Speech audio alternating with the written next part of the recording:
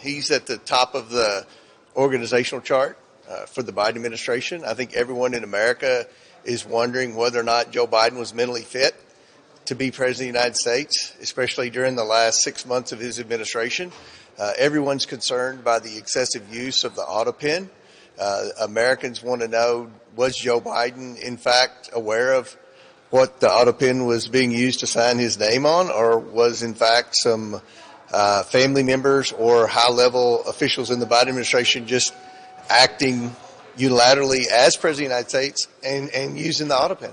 Well, we're moving very quickly on everything we're doing right now, and August recess is going to be an opportunity for us to move even quicker. We can, we have a very good staff here.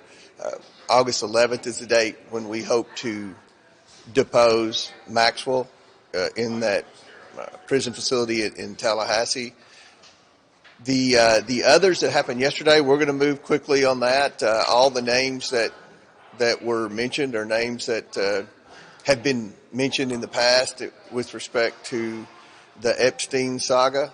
So I'm surprised that the Democrats went along with subpoenaing Bill and Hillary Clinton and others that have been involved in that. I think we all know that Maxwell was at the wedding of Chelsea Clinton. So certainly they had a relationship with Maxwell. I don't know what that relationship was. I never thought that we would be questioning the Clintons and others on with respect to the Epstein files, but the Democrats voted in a bipartisan manner yesterday to do that.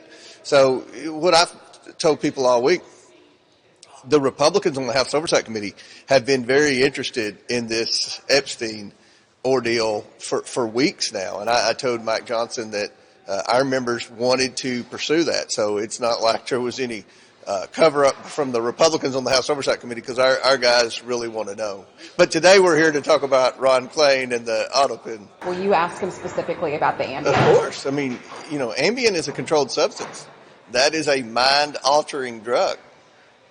You look at the two interviews that the Biden family members have given. You had Joe Biden incriminate himself last week in the New York Times. He said that, he didn't know who all those people were that were being pardoned. He delegated to his staff to determine who to pardon.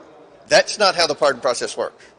Okay, that alone could get, if you knew the specific pardons he was talking about, that alone would get those pardons kicked out in court. And then Hunter Biden gives his infamous interview, and he says that the reason his dad did poorly in the debate was because he was loaded up on Ambien.